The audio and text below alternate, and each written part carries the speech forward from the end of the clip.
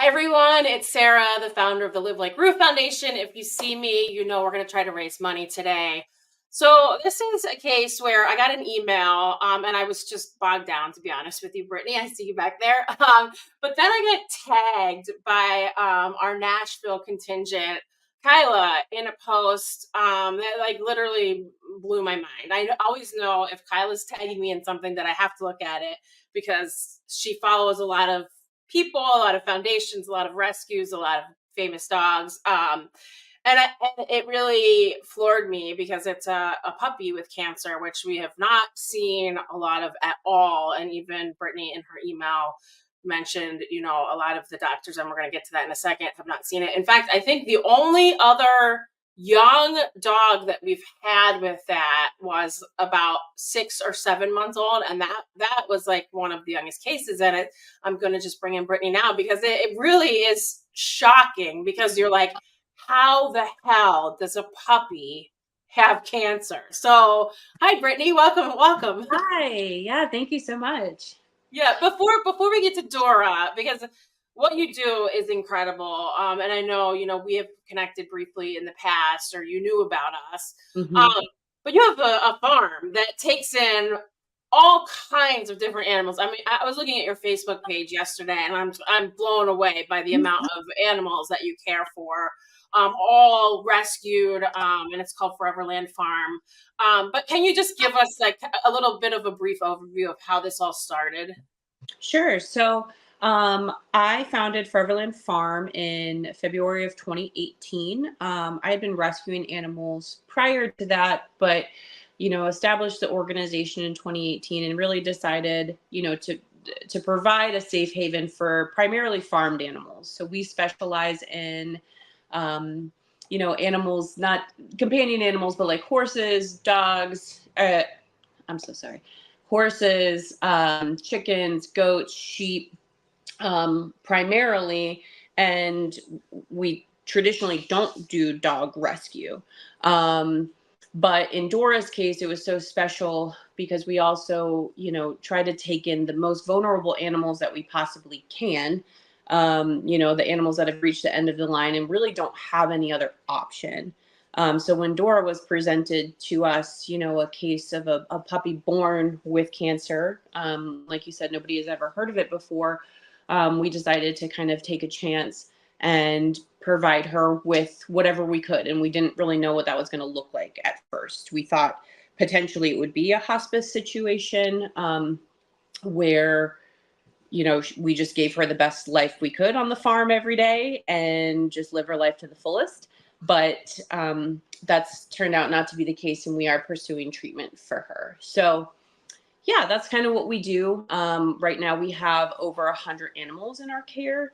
Like I said, everything from horses down to chickens, so like big to small. And we just provide them sanctuary for the rest of their life, because most of our animals have come from really traumatic situations, and we just believe they deserve like peace for the rest of their life, and that's what we try to provide for them.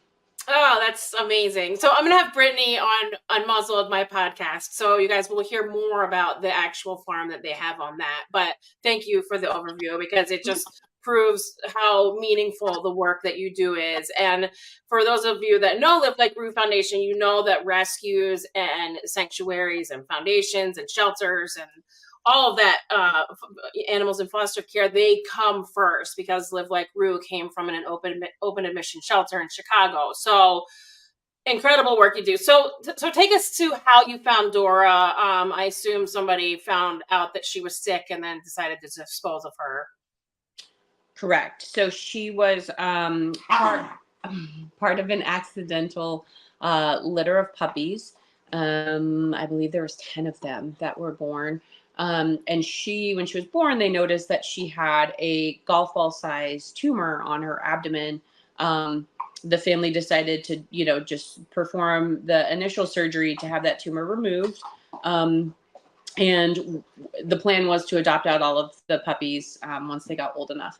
Once the tumor came back from pathology, and the cancer diagnosis was confirmed, it was really shocking to everybody. And the family had decided they weren't given a good prognosis, because nobody, again, really knew what was what was going to be the outcome of this. Nobody had ever seen it. From what they knew about melanoma, they thought she probably doesn't have more than a year to live. And pursuing treatment to extend that, lifespan is very expensive. So they were going to euthanize her. And they felt like that was the best option. But one of the vet techs that worked at that clinic asked if they potentially would want to see if a rescue would take her in. So that's where we came into the picture. My friend Megan reached out to us and asked us if we would consider taking in a puppy born with cancer. I don't really know anybody who would say yes or say no to that, because it's like heartbreaking, but also like the right thing to do. So we of course said yes, and now she's here with us, and we're just trying to do what we can for her.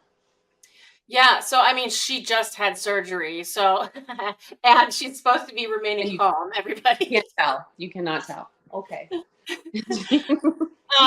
But tell us how the surgery went.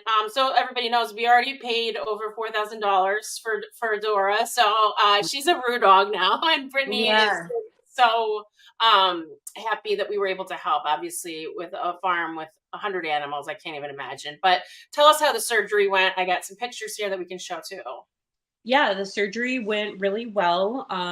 The second surgery was to clean up the margins of where the tumor originally was, because the first surgeon wasn't expecting it to be cancerous, so didn't find the need to go any deeper or further with it.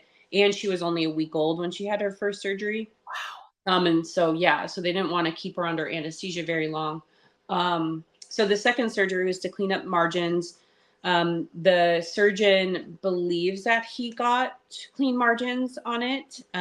We're still waiting, for the pathology to come back from the tissue samples, but he's very optimistic. And as you can see, like from Dora, like in the background, she's not phased by it at all.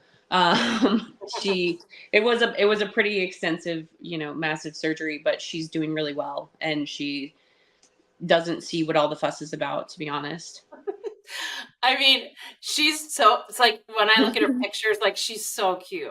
She's just Yeah. like, you can tell like she's gonna be gorgeous. Yeah. And beautiful and probably huge. She looks like a big breed dog. Mhm. So I guess the next steps, are testing and kind of to make sure that everything is clean and all the margins are clean. Correct. And then the next phase of her treatment will be administering the melanoma vaccine, which has not, again, been tested in puppies, but her oncologist is optimistic that it wouldn't have any negative side effects, and it could be successful, because, again, we don't, kind of in uncharted waters right now. There is no other research to signify like it would go well or it wouldn't. But there's really no indication to say that it wouldn't go well. So that's what we're going to try. The vaccine is on national back order right now.